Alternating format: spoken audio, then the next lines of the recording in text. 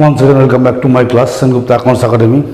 ये जो चैनल है मेरा, इस सेकंड चैनल में हम 11-12 को पढ़ाते हैं। इसके पहले एक चैप्टर हम पढ़ा रहे थे accounts for non profit concern, उसको डीके गोयल से पढ़ाए थे। इसमें बहुत सारा क्वेश्चन बनाए थे। तो आज हम एक नया चैप्टर स्टार्ट करेंगे, वो हो गया second chapter accounting for partnership firm. तो आज उसको हम लोग स्टार्ट करेंगे, उसके बारे में बेसिक इन्फॉर्मेशन हम बताएंगे क्या होता है नहीं होता है। क्वेश्चन हम लोग नेक्स्ट क्लास से या उसके बाद वाला क्लास से चालू करेंगे, क्योंकि शुरुआत में कभी बड़ा हो जाता है। तो हमारा आज टॉपिक है अकाउंटिंग फॉर पार्टनरशिप फर्म। देखिए, कॉमन लैंग्वेज में क्या करते हैं हम लोग, पार्टनरशिप किसको बोलते हैं? जब दो या दो से अधिक व्यक्ति आपस में मिलकर कोई व्यापार करता है, किसी व्यापार को लाभ हानि को बांटता है, पूंजी लगाता है, उसको लोग पार्टनरशिप बोलते हैं। ठीक है। और पार्टनरशिप एक्ट के हिसाब से डेफिनेशन थोड़ा सा सेम है, थोड़ा सा डिफर करता है। तो चलिए पहले हम डेफिनेशन लिखते हैं। क्या आप किसको बोलेंगे पार्टनरशिप? तो देखिए हम लोग क्या लिखेंगे, व्हेन टू और more person agreed to join a business, contributed capital and share profit called a partnership, called as partnership। ये हो गया कॉमन लैंग्वेज जैसा हम लोग बोलते हैं। ठीक है। लेकिन अकॉर्डिंग टू पार्टनरशिप एक्ट 1932, यहाँ लिखेंगे according to partnership act 1932, partnership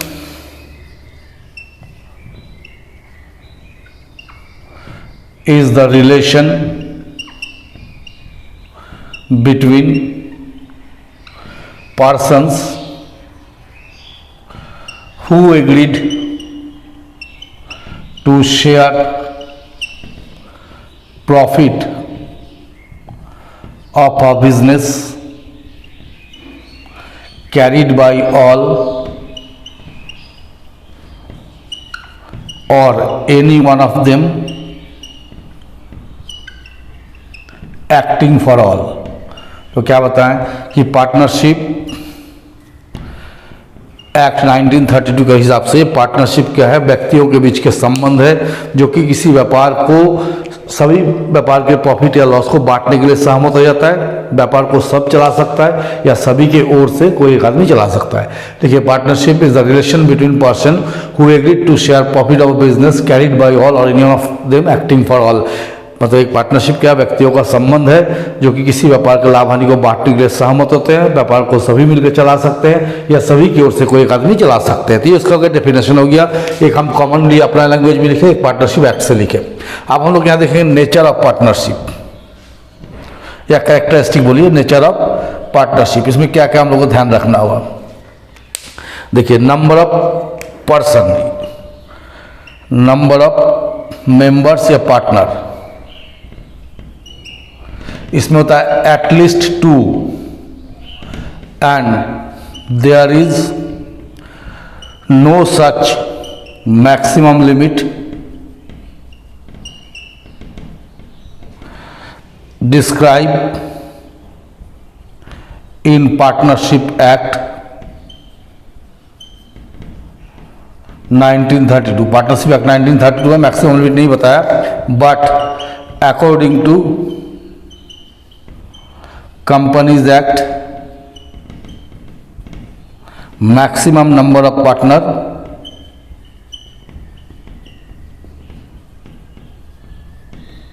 is 50। क्या बताएं कि इसमें कम से कम दो व्यक्ति होना चाहिए, एटलीस्ट टू पार्टनर, कम से कम दो व्यक्ति। और कंपनीज एक्ट पार्टनरशिप एक्ट 1932 में ये नहीं बताया गया कि कितना नंबर ऑफ पार्टनर होना चाहिए, लेकिन कंपनीज एक्ट में मैक्सिमम नंबर कितना होता है? 50। सेकेंड होता है एग्रीमेंट। देखिए, there must be an agreement between और अमॉन्ग्स्ट पार्टनर। पार्टनर लोग के बीच एग्रीमेंट होना चाहिए सबसे पहला। दूसरा बात हो गया कि जब भी कोई पार्टनरशिप बिजनेस होगा तो जितने भी व्यक्ति उसमें इन्वॉल्व है सभी के बीच क्या होगा, आपका एग्रीमेंट होना चाहिए। थर्ड हम लोग लिखेंगे प्रॉफिट शेयरिंग। देखिए partnership business must B profit sharing. Partnership जो भी बिजनेस करेंगे उसे प्रॉफिट शेयरिंग होना चाहिए। ऐसा नहीं कि लॉस होगा तो आप ले लीजिएगा, प्रॉफिट होगा तो हम ले लेंगे, ऐसा नहीं चलेगा। जो भी होगा आपस में बंटना चाहिए। Number 4 profit motive. Profit motive क्या होता है? देखिए कोई भी बिजनेस का मोटिव क्या होता है? उद्देश्य लाभ कमाना। तो पार्टनरशिप भी लाभ कमाने के उद्देश्य से ही गठित किया जाना चाहिए। ऐसा नहीं 4 आदमी मिल गए और कोई सोशल या कोई रिलीजियस वर्क करे, धार्मिक या सामाजिक काम करे तो उसको हम पार्टनरशिप नहीं बोलेंगे, क्योंकि इसको मेरा अर्निंग कुछ होता नहीं है। ठीक है, तो partnership business must be created for profit. Profit के लिए करना चाहिए। ठीक है। Number 5 no separate entity. देखिए पार्टनरशिप फार्म और पार्टनर्स का कोई अलग अस्तित्व नहीं होता है, दोनों बराबर होता है। पार्टनर जो करेगा उसके लिए पार्टनरशिप फार्म लायबल है, पार्टनरशिप फार्म जो करेगा उसके लिए पार्टनर्स लायबल है। तो there are no separate entity of partners and partnership firm. दोनों के बीच में कोई भी सेपरेट एंटिटी नहीं होता, दोनों एक ही होता है। ठीक है। Number 6 unlimited liability.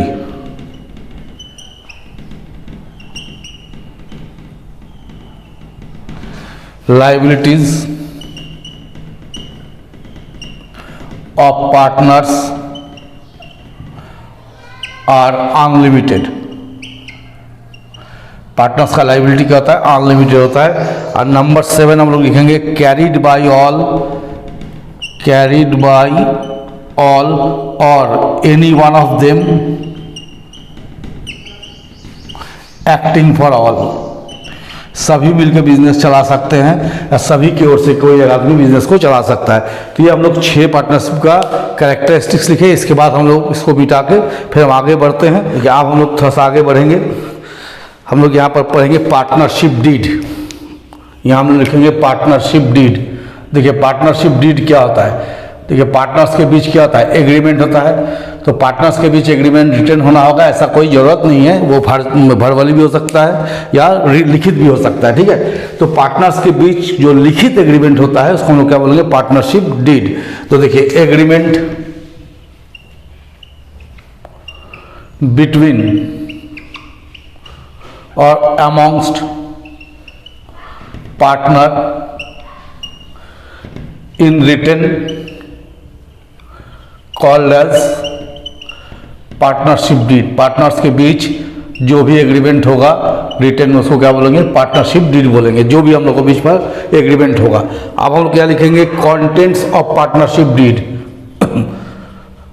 Contents of partnership deed. Partnership deed में क्या क्या रहता है ये लिखना जरूरी है, जानना जरूरी है कि डीड में क्या क्या रहेगा। तो देखिए सबसे पहले रहता है name of the partners and their address. Partner का नाम, एड्रेस क्या है एंड ऑक्यूपेशन, ये डीड में लिखा रहेगा। पार्टनर्स का नाम क्या है, वो लोग एड्रेस क्या है, क्या पेशा है। Number 2 name of the firm and its office address. Firm का क्या नाम है और इसका ऑफिस एड्रेस क्या है। नंबर 3 रहेगा nature of the business. Nature of the business whether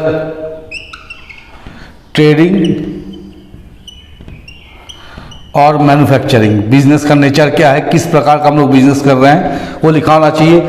खरीद के बेचने का व्यापार या माल बना के बेचने का व्यापार। खरीद के बेचना हो गया ट्रेडिंग और माल बना के बेचना हो गया मैन्युफैक्चर। किस नेचर का बिजनेस कर रहे हैं। Number 4 profit sharing ratio of the partner. Partner लोग प्रॉफिट लॉस को कैसे बांटेगा वो क्लियर होना चाहिए। Number 5, capital contribution of the partner लोग कितना कितना पूंजी लगाया है वो होना चाहिए। Number 6, methods of drawings from the business. Partner लोग जरूरत के समय पार्टनरशिप फॉर्म से क्या होता है, पैसा निकालता है, तो उसका मेथड क्या होगा, कैसे निकलेगा, ईयरली, साल में एक बार, हाफ ईयरली, अर्थ वार्षिक, आधा साल में, मतलब 6 महीने एक बार, क्वार्टरली, 3 महीना में एक बार, या मंथली, किस बेसिस पे पैसा निकलेगा वो क्लियर होना चाहिए। Number 7, interest on capital will be allowed और नॉट, पूंजी पर इंटरेस्ट लगेगा कि नहीं लगेगा। If allowed then up to what extent, कहाँ तक, मतलब किस रेशियो में परसेंटेज तक लगेगा वो भी क्लियर होना चाहिए। तो क्या लिखे कि इंटरेस्ट ऑन कैपिटल लगेगा या नहीं लगेगा, अगर लगेगा तो किस दर से लगेगा। Number 8, interest on drawings will be charged or not. If charged, then up to what extent, अगर इंटरेस्ट, ड्राइंग में इंटरेस्ट लगना है कि नहीं लगना, जो पैसा पार्टनर लोग निकाला है उस पर इंटरेस्ट लगेगा या नहीं लगेगा, लगेगा तो किस रेट से लगेगा। 9, सैलरी और remuneration allowed to partner or not, allowed to partner or not, salary या रेमुनरेशन पार्टनर को मिलेगा या नहीं मिलेगा। 10, rate of interest on loan given by partner आगे कोई लोन दिया हुआ है तो उस लोन में किस रेट से इंटरेस्ट मिलेगा वो लिखाना चाहिए। Number 11, methods of valuation of goodwill, goodwill का वैल्यूएशन किस प्रकार किया जाएगा, फर्म का नाम का, ये आगे हम लोग समझेंगे। 12, methods of admission of a new partner, किसी नया पार्टनर या नए साझेदार को व्यापार में लाना है तो क्या मेथड होगा। 13, methods of repayment to retiring partner, कोई पार्टनर फार्म छोड़ के चल जाएगा और in case of death of a partner, कोई पार्टनर का मृत्यु हो जाए तो उसको पैसा कैसे लौटाएंगे। Number 14, operation of bank account, bank account को किस तरह से चलाएंगे, सभी पार्टनर साइन करके निकलेगा कि किसी एक पार्टनर को अथॉरिटी देंगे। Number 15, methods of dissolution of firm, methods of dissolution of firm, तो ये आप लोग हम 15 मोटा मोटी लिख दिए। ऐसे थ्योरी में पूछता है कि राइट एनी 5 या 6 कंटेंट ऑफ पार्टनरशिप डीड, तो इसमें से किसी 6 को आप लोग लिख सकते हैं। तो चलिए इसको भी मिटाते हैं, मिटा के फिर आगे हम लोग बढ़ते हैं। अब हम लोग पढ़ेंगे accounting treatment in absence of partnership deed, है ना। तो देखिए लिखेंगे accounting treatment in absence of partnership deed, जहां पार्टनरशिप डीड नहीं रहेगा वहां क्या अकाउंटिंग ट्रीटमेंट करना होगा। ठीक है, अकाउंट बनाते समय पार्टनरशिप डीड नहीं रहने पर क्या ट्रीटमेंट करना है ये हम लोग को ध्यान देना है। ठीक है, तो देखिए the following points must be considered while preparing partnership account in absence of partnership deed। Partnership deed नहीं देने पर अकाउंट बनाते समय निम्नलिखित बातों को ध्यान में रखना होगा। जिस क्वेश्चन में लिखा हुआ है there is no partnership deed, तो इस समय जो पॉइंट्स हम लिखेंगे उसको याद रखना होगा। Number 1, no interest on capital will be allowed, capital पर कोई इंटरेस्ट नहीं मिलेगा, no interest on drawings will be charge, drawing में कोई इंटरेस्ट चार्ज नहीं होगा, नो सैलरी और remuneration allowed to partner, partner को कोई सैलरी या रेमुनरेशन हम लोग नहीं देंगे। Number 4, profit sharing ratio will be equal, profit sharing को कैसे बांटना होगा, इक्वल में। और number 5, at least 6% interest provided on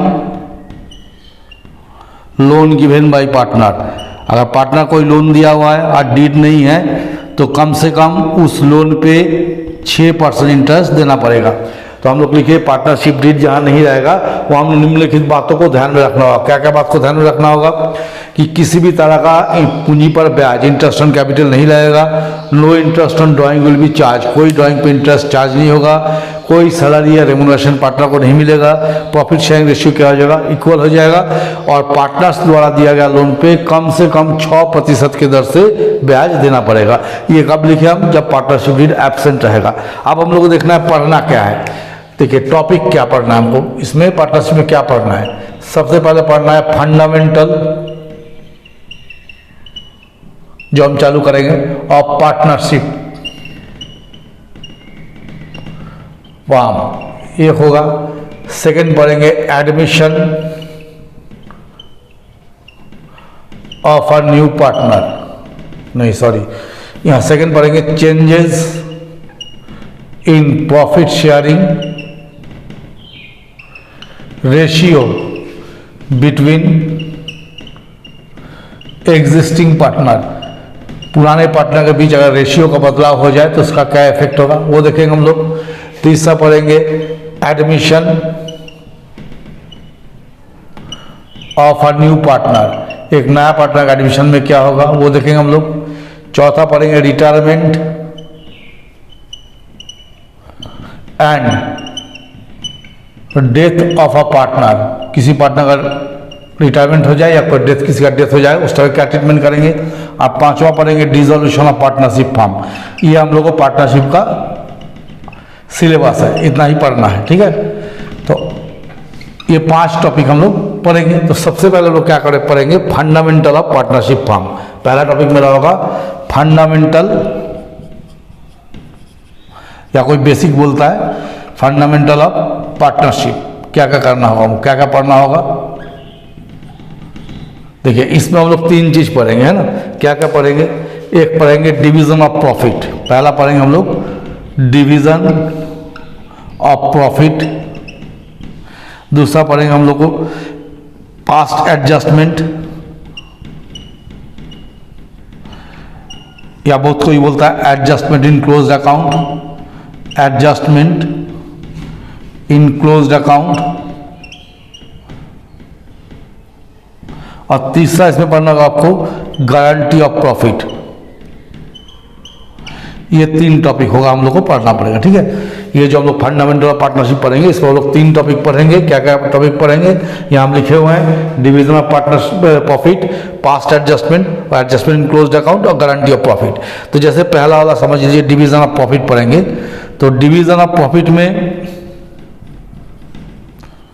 हमको क्या क्या पढ़ना है, इसमें 2 चीज बनाना पड़ेगा। पहला बनाना होगा profit and loss appropriation account, profit and loss appropriation account, और दूसरा बनाना पड़ेगा पार्टनर्स कैपिटल अकाउंट। ये 2 चीज हम लोग को यहाँ पर पढ़ना पड़ेगा। तो देखिए सबसे पहले हम लोग यहाँ पढ़ते हैं, जैसे मानिए profit and loss appropriation account, profit and loss appropriation account. देखिए जैसा हम लोग 11 में पढ़े थे, फाइनल अकाउंट पढ़ते हैं। फाइनल अकाउंट में 3 पार्ट होता है, trading, profit and loss and balance sheet. Partnership का जब अकाउंट बनाएंगे तो trading, profit and balance sheet तो बनेगा ही, बीच में अकाउंट एक और बनेगा, profit and loss appropriation account. Profit and loss appropriation account क्यों बनाया जाता है? पार्टनर्स के बीच प्रॉफिट को डिस्ट्रीब्यूट करने के लिए जिस अकाउंट को हम लोग तैयार करते हैं उसको तो profit and loss appropriation account. ये प्रॉफिट एंड लॉस अकाउंट के बाद बनेगा, इसके बाद बैलेंस शीट बनता है। ठीक है, तो चलिए हम इसमें लिखेंगे profit and loss appropriation account is prepared to show the distribution of profit or loss between partners के बीच प्रॉफिट एंड लॉस को बांटने के लिए जिस अकाउंट का इस्तेमाल करते हैं वो तो profit and loss appropriation account. ठीक है, और एक हम लोग इसमें बनाना होगा सेकंड, पार्टनर्स कैपिटल अकाउंट। तो देखिए यहीं तक आज हम पढ़ाएंगे, नेक्स्ट क्लास में जब आएंगे इसका एंट्री, लेजर्स, ये सब बताएंगे ना, पार्टनर्स कैपिटल अकाउंट। ठीक है, पार्टनर्स कैपिटल अकाउंट जब पढ़िएगा तो इसमें जानना होगा कैपिटल 2 तरह का होगा, है ना। एक होगा आपका फिक्स्ड कैपिटल, एक होगा fluctuating capital.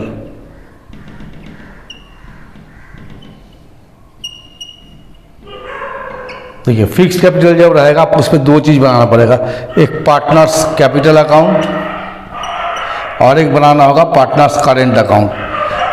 Partners current account, ये 2 ही चीज इसमें बनाएंगे हम लोग। और जबकि फ्लक्चुएटिंग कैपिटल अगर है तो हमको सिर्फ एक ही बनाना पड़ेगा, पार्टनर्स कैपिटल अकाउंट। अब इसमें अंतर क्या होता है? देखिए फिक्स्ड कैपिटल वो होता है जिसमें बदलाव नहीं होता है। जैसे 5 लाख रुपया लगा के कैपिटल बिजनेस स्टार्ट किए तो आपका कैपिटल 5 लाख ही रहेगा, आपका बिजनेस में जो भी चेंजेस वगैरह आएगा उसको करंट अकाउंट से शो करेंगे। और फ्लक्चुएटिंग कैपिटल क्या था? परिवर्तनशील पूंजी, जो हर साल आपको बदलते जाएगा। फिक्स्ड कैपिटल क्या होगा? बदलता नहीं, एक ही रहता है और उसके सारा जो चेंजेस हम लोग कहाँ दिखाते हैं? करंट अकाउंट में। और फ्लक्चुएटिंग कैपिटल में क्या होता है? ये कैपिटल हर साल बदलते चला जाएगा। तो चलिए आज हम लोग क्लास को यही खत्म करेंगे, मोटा मोटी एक बेसिक आइडिया करा दिए। इसके बाद ये जो हम लिखे प्रॉफिट एंड लॉस एप्रोप्रिएशन या पार्टनर्स कैपिटल, इससे संबंधित जो भी जर्नल्स वगैरह है उसको हम नेक्स्ट क्लास में लाएंगे और विथ डायग्राम, विथ लेजर्स हम बताएंगे कि कैसे क्या करना है। तब तक के लिए मेरे चैनल के साथ बने रहिए और नए हैं तो जरूर से सब्सक्राइब कीजिए।